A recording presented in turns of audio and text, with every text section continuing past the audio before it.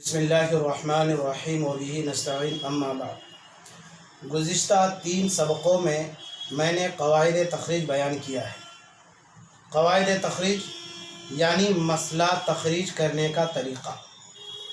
आप जो मसले के ऊपर नंबर देखते हैं तो वो जो नंबर आता है वही है तख़रीज, और तख़रीज करने का जो तरीक़ा है वो क़वाइद तख़रीज है।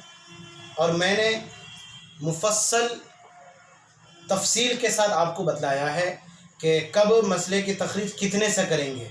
6 से कब करेंगे मसले की तख़रीज, यानी मसला 6 से कब बनेगा, मसला 8 से कब बनेगा, मसला 24 से कब बनेगा, मसला 2 से कब बनेगा, मसला 3 से कब बनेगा, मसला 4 से कब बनेगा, ये सब मैं बतला चुका हूँ। उसी को दूसरे लफ्ज़ों में मसले की तख़रीज करना कहते हैं। दो बातों का मतलब एक ही है। मसलन कि इस मसले को बनाइए, इस मसले का जो अदद निकलता है उसको ज़ाहिर कीजिए, एक बात। दूसरी बात मसले की तख़रीज कीजिए।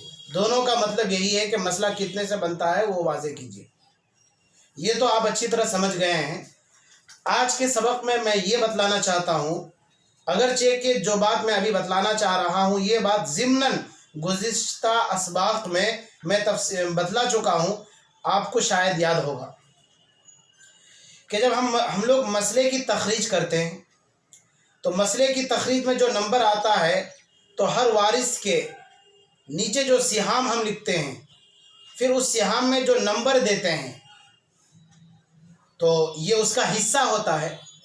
मसलन अगर मसला 24 से बना है तो 24 में अगर 24 में मसला बनता है तो वारिसीन में बीवी ज़रूर होगी, तो बीवी ज़रूर होगी तो उस बीवी के नीचे उसका सियाम सुमुन ज़रूर होगा। जब सुमुन ज़रूर होगा तो अब सुमुन 24 का सुमुन कितना आता है ये मैं आज बतलाना चाहता हूँ।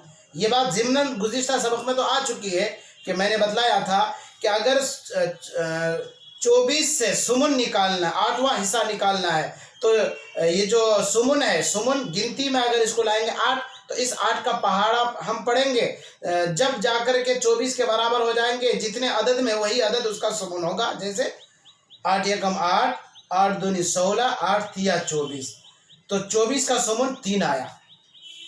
यही आज के सबक में मैं बतलाना चाहता हूँ। तो ये तरीक़ा बहुत आसान है। देखिए, हर अदद का, हर सिहाम का जो अददी हिस्सा है मालूम करने का आसान तरीक़ा यही है जो मैंने अभी बतलाया कि हर सिहाम के हम नाम अदद से पहाड़ा को चलाया जाए।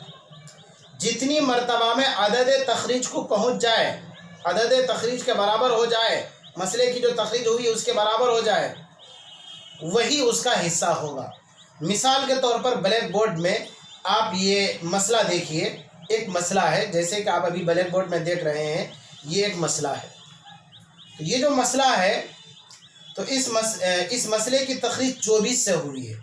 24 से मसले की तख़रीज क्यों हुई है ये आप अच्छी तरह से जानते हैं, गुज़िश्ता सबक में यही बतलाया गया था। अब देखिए, इस मसले की तख़रीज 24 से हुई है। वारिसीन में एक बीवी है, माँ है, 2 बेटी है। बीवी का सिहाम सुमुन है। अब मुझे 24 का सुमुन निकालना है। तो अब ये जो सुमुन है तो मैंने क्या कहा कि हम नाम अदद से पहाड़ा चलाया जाए। हर वारिस का जो हिस्सा है, यानी सुमुन इस वारिस का हिस्सा बीवी का, तो इसका जो हम नाम अदद है 8, इसका पहाड़ा चलाया जाए। जितनी मर्तबा में अदद तख़रीज के बराबर को पहुँच जाए तो वही अदद उसका हिस्सा होगा। जैसे मैं मिसाल के तौर पर प्रैक्टिकल करके मैं बतलाता हूँ। जैसे सुमुन, इसका हमनाम अदद 8, इसका पहाड़ा मैं पढ़ता हूँ 8 एकम 8, 8 दूनी 16, 8 तिया 24, तो 3 मरतबा में अदद तख़रीज को 8 पहुँच रहा है, तो लिहाजा सुमुन के नीचे जो ये 3 लिखा गया ये बिल्कुल सही है। अच्छा, माँ के नीचे सुदुस उसका सिहाम है और अदद वो 4 है। कैसे पता चला कि 24 का सुदुस 4 आता है? तो अब सिहाम का हमनाम अदद सुदुस, इसका हमनाम अदद 6 है। 6 का पहाड़ा आप पढ़िए, 6 एकम 6, 6 दूनी 12, 6 तिया 18, 6 चौक 24, यानी 6 को 4 मरतबा में हम अदद तखरीज 24 के बराबर पहुंच जाते हैं। तो यही 4 सुदुस हिस्सा निकल गया। अच्छा, 2 बेटी है, 2 बेटी को सुलुसान मिला है। अब हमें ये मालूम करना है कि सुलुसान जो इसका हिस्सा है बेटी का, तो 24 का सुलुसान कितना आएगा। तो सुलुसान सुलुस का तस्निया है, तो सुलुस का जो हमनाम अदद 3 है, 3 का पहाड़ा आप पढ़िए। 3 यकम 3, 3 दूनी 6, 3 तिया 9, 3 चौक 12, 3 पंजे 15, 3 छके 18, 3 साते 21, 3 आठे 24। 8 मरतबा में हम अदद तखरीज 24 के बराबर पहुंच रहे हैं। तो लिहाजा ये 8 एक सुलुस हुआ 24 का। अब यहाँ पर सुलुस का तस्निया सुलुसान है, तो 8 दूनी 16। तो अब आपको अच्छी तरह समझ में आ गया कि अदद तखरीज से सिहाम का जो हिस्सा है, अददी हिस्सा, वो कैसे निकाला जाता है, ये आप अच्छी तरह समझ गए। एक बार फिर सुन लीजिए। हर वारिस के सिहाम के हमनाम अदद से पहाड़ा को चलाएंगे। जितनी मरतबा में अदद तखरीज को पहुंचते हैं वही उसका हिस्सा निकल करके सामने आ जाएगा।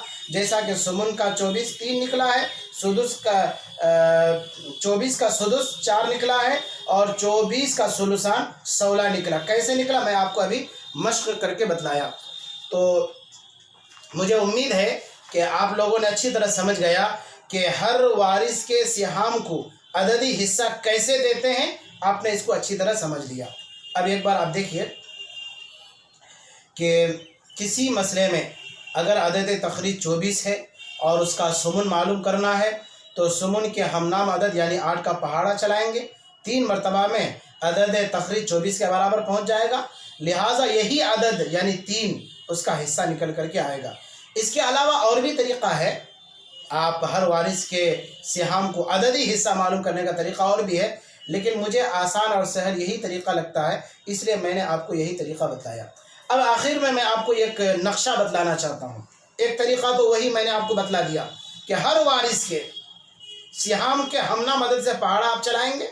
जितनी मरतबा में अदद तखरीज को पहुँचते हैं, मसलन अगर कोई मसला 6 से बना हुआ है और नीचे सिहाम सुदुस है, तो 6 का हमना सुदुस का हमनाम अदद 6 है। 6 के पहाड़ा को अदद तखरीज 6 में हम चलाएंगे तो एक ही मरतबा में पहुँचते, तो लिहाजा वो एक हिस्सा उसका सुदुस निकल करके आ जाएगा। ये तरीका बहुत आसान है। उसके अलावा ये एक मैं नक्शा देता हूँ, आप इस नक्शे को अच्छी तरह से लिख कर रख लीजिए। तो इस नक्शे में मैं ये बतलाऊँगा कि अगर अदद तखरीज 2 है, अगर अदद तखरीज 3 है, 4 है वगैरह, तो उसका निस्फ कितना निकलेगा, सुलुसान कितना निकलेगा, रुबू कितना निकलेगा। ये भी एक तरीक़ा है, लेकिन ये तरीक़ा इससे आपकी सलाहियत कमज़ोर हो जाएगी, इस एतबार से कमज़ोर हो जाएगी अगर आप ये नक्शा लिख करके अपने पास रख लेते हैं। अब किसी को सुलुसान किसी का हिस्सा है और वहाँ पर मसला 24 से बना हुआ है, तो आप नक्शा देखेंगे कि भाई 24 का सुलुसान कितना निकला, नक्शा देखेंगे तो फिर आपने गोया कि अपने दिमाग को आराम दे दिया। आप अपने दिमाग को इस्तेमाल कीजिए, 1-2 बार परेशानी होगी, जब आप अच्छी तरह से समझ जाएंगे तो फिर इंशाल्लाह कोई परेशानी नहीं होगी। तो देखिए नक्शा, आप ब्लैक बोर्ड में देखिए, ये मैंने नक्शा बनाया है। तो ये नक्शा में देखिए, सबसे पहले मैंने लिखा आदाद तखरीज। अब आदाद तखरीज में मैंने लिखा नंबर 2।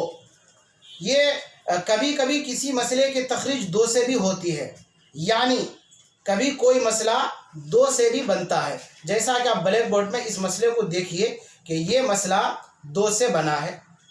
अच्छा, उसके बाद अब फिर नक्शे को देखिए कि 2 का सिर्फ निस्फ आएगा 1, रुबू 2 का नहीं आ सकता, सुमुन नहीं आ सकता, सुलुसान नहीं आ सकता, सुलुस नहीं आ सकता, सुदुस नहीं आ सकता। इसलिए मैंने नक्शे में रुबू के आगे सिर्फ नुक्ता लगाया, सुमुन, सुलुसान, सुलुस, सुदुस, इन तमाम सिहाम के आगे मैंने सिर्फ नुक्ता लगाया, क्योंकि 2 का सुमुन वगैरह ये सब नहीं आता, सिर्फ निस्फ ही आता है, जैसा कि आपने अभी इस मसले में देखा। नंबर 2, अगर किसी मसले की तखरीज 3 से हुई है, यानी मसला अगर 3 से बना है, तो उसका निस्फ भी नहीं आएगा, रुबू भी नहीं आएगा, सुमुन भी नहीं आएगा, सुलुसान और सुलुस आएगा। जैसा कि आप इस मसले को देखें ब्लैक बोर्ड में कि ये मसला 3 से बना है, तो 3 से जो ये मसला बना है तो सुलुस भी है और इधर सुलुसान भी है। इसके अलावा 3 का रुबू, सुमुन और सुदुस वगैरह नहीं आता है। उसके आगे देखिए, अगर किसी मसले की तखरीज 4 से हुई है, यानी अगर मसला 4 से बना है, तो फिर उसका निस्फ 2 आएगा, रुबू एक आएगा, उसके बाद सुमुन, सुलुसान, सुलुस, सुदुस ये सब कुछ नहीं आएगा। जैसा कि आप इस मसले को देखिए ब्लैक बोर्ड में, ये मसला बना है 4 से, तो 4 का रुबू 1 आया हुआ है, निस्फ 2 आया हुआ है। तो रुबू तो इसका आता है, निस्फ तो आता है, उसके अलावा सुमुन, सुलसान वगैरह 4 से नहीं आता है। उसके बाद एक और देखिए नक्शा में नंबर 6, तो नंबर 6 ये अदद तखरीज है, यानी अगर किसी मसले के तखरीज 6 से हुई है, यानी किसी मसले को 6 से बनाया गया है, तो उसका निस्फ भी आएगा, 3 आएगा, रुबू नहीं आ सकता, सुमुन नहीं आ सकता, सुलुसान 4 आएगा, सुलुस 2, 6 से 2 और सुदुस 1 आएगा। जैसा कि आप एक मसला, ये वाला मसला देखिए ब्लैक बोर्ड में, कि देखिए इस मसले की तखरीज 6 से हुई है, यानी ये मसला 6 से बना है। तो 6 से बनने के बाद यहाँ पर देखिए ये शोहर है, निस्फ है, तो 6 का निस्फ आता है, जैसा कि 3 मैंने यहाँ पर नक्शे में भी लिखा है। इसी तरीके से सुदुस है, तो इसके और भी आ सकता है, मैंने यहीं पर इक्तिफा किया। आगे नक्शा में देखिए नंबर 8, यानी अगर किसी मसले की तखरीज 8 से हुई, यानी अगर कोई मसला 8 से बना तो उसका निस्फ भी आएगा, 4 रुबू भी, अगर 8 का रुबू 2 होगा। अब आप बतलाएंगे कि क्या अगर किसी मसले की तखरीज 8 से हुई है तो उस मसले के सिहाम में कोई ऐसा वारिस होगा कि जिसका हिस्सा रुबू आए? ये जवाब आप देंगे। अगर आप जवाब नहीं देंगे तो 2-4 सबक के बाद मैं इसका जवाब दूंगा। ये मैंने आपके जहन में एक शोशा छोड़ा है कि मुझे ये देखना है कि आप कितना ज़्यादा दिमाग लगाते हैं और जहन दौड़ाते हैं। अच्छा, 8 का सुमुन 1 आएगा, जैसा कि ये मसला आप ब्लैक बोर्ड में देखिए, ये मसला है, इस मसले की तकरीब 8 से हुई है, तो 8 का सुमुन 1 है। उसके अलावा ये मैंने चचा लिखा है, असबा में चला जाएगा।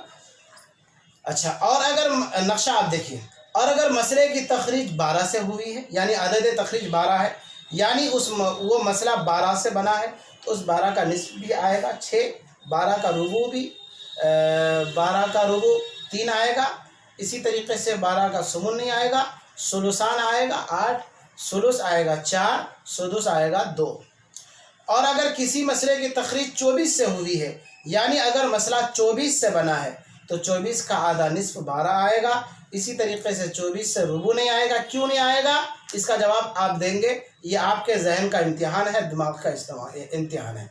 अच्छा, सुमुन 24 का 3 आएगा, सुलुसान 24 से 16 आएगा, सुलुस 24 का सुलुस 8 आएगा, और 24 से सुदुस 4 आएगा।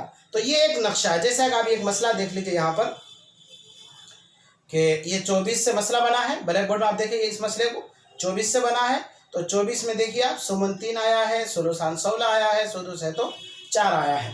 बहरहाल, तो ये एक नक्शा है। तो आप इस नक्शे को सामने रख कर के हर वारिस के सिहाम से अदद तखरीज को देखते हुए उसका हिस्सा निकाल सकते हैं। लेकिन सिर्फ अगर आप इसी नक्शे पर भरोसा करके करेंगे तो फिर आपका दिमाग सो जाएगा। तो इसलिए अपने दिमाग को सोने देना नहीं है, बल्कि अपने दिमाग को इस्तेमाल करना है। उससे आपका पहाड़ा भी मजबूत रहेगा, गिनती भी आपकी मजबूत रहेगी, और हर वारिस के सिहाम के हमना मदद से पहाड़ा चलाएंगे तो अदद तखरीज के बराबर जितनी मरतबा में पहुँचेंगे वही उसका हिस्सा निकल करके आएगा। ये ज़्यादा आसान तरीक़ा है, अच्छा तरीक़ा है, इससे पहाड़ा भी याद रहता है। चलिए, आज का सबक यहीं पर मुकम्मल होता है। दुआ फरमाए अल्लाह हमारी इस मेहनत से आपको भी फ़ायदा पहुँचाए, और हमारे लिए, मेरे लिए ख़ास तौर पे इस मेहनत को ज़रिया नजात बनाए। आमीन या रब्बल आलमीन। वस्सलामु अलैकुम व रहमतुल्लाहि व बरकातुहू।